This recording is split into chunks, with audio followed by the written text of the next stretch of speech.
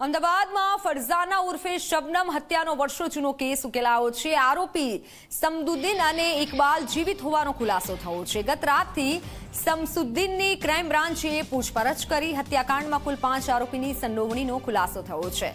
Iqbal, સાદિયા BB, Abdul Karim અને સમસુદ્દીનની સંડોવણી સામે આવી છે। માનવ કંકાલ મહિલાનું છે કે કેમ તે અંગે પણ તપાસ ચાલુ છે। મહત્વનું છે કે ઈસવીસન 1992માં થયેલા હત્યાકાંડનું સત્ય ગઈકાલે જમીન ખોદી ક્રાઇમ બ્રાન્ચની ટીમે બહાર કાઢ્યું, જેમાં એક માનવ કંકાલ મળી આવ્યો અને આ માનવ કંકાલને હાલ તપાસ માટે મોકલી દેવાયું છે। બીજી તરફ આરોપી સમસુદ્દીન અને ઇકબાલ જીવિત હોવાનો પણ ખુલાસો થયો છે। ક્રાઇમ બ્રાન્ચે ગત રાતથી સમસુદ્દીનને પકડી તેની કડક પૂછપરછ કરી અને કડક પૂછપરછ હાથ ધરવામાં આવતા જે જાણકારી બહાર આવી, ફરઝાના મૂળ ધોળકાની વતની હતી જેના લગ્ન સુરત થયા હતા। જોકે પરિવારના કહ્યામાં ફરઝાના ઉર્ફે શબનમ નહોતી। સમસુદ્દીન સાથે ફરઝાનાનું લગ્ન જીવન માત્ર 3 મહિના ચાલ્યું હતું।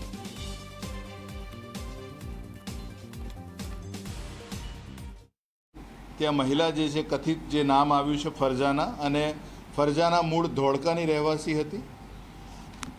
એટલે આ ધોળકાની જે વિગતો છે ખાનગી રીતે મેળવવામાં આવી તો ખબર પડી કે ફરઝાના જે છે એ 92માં જ્યારે એની ઉંમર કદાચ 17-18 વર્ષની હશે એ વખતે એના લગ્ન સુરત ખાતે કરવામાં આવેલા હતા અને એ 1 વર્ષની અંદર એના પિતાના ઘરે પાછી આવી ગયેલી।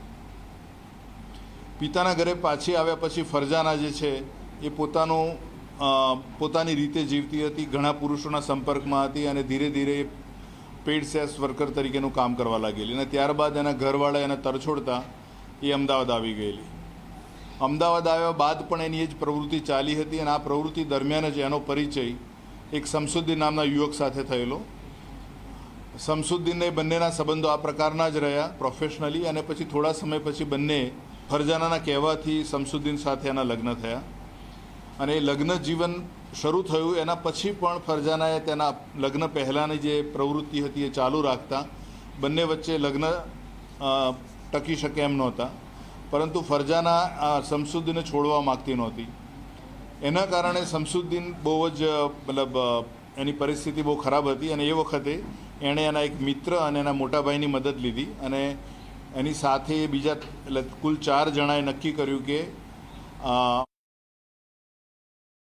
એક બીજા મહિલા જે સાલિયા બીબી છે એ આ લોકોના પરિચયમાં હતી અને અબ્દુલ કરીમનો એના ઉપર થોડુંક નાણાકીય ઉપકાર એટલે એહસાન હતું।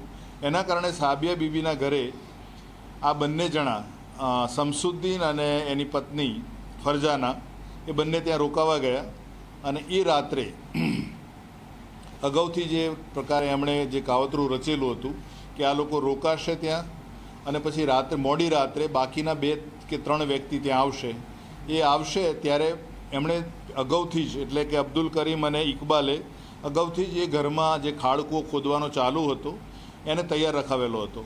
એટલે જેવા બંને સૂઈ ગયા એ જ અરસામાં આ બાકીના લોકોએ એનું ગળું દબાવી એની ત્યાં હત્યા કરી અને એક ખાડકૂવામાં જે ખાડકૂવા માટે ખોદેલો કાડો હતો એમાં એને નાખીને એને દફનાવી દીધેલી। ત્યારબાદ અબ્દુલ કરીમે ઘરમાં પ્લાસ્ટર વગેરે કરાવી દીધું કે જેથી કોઈને ખબર ના પડે કે આ સ્થળે આવો કોઈ બનાવ બનેલો છે।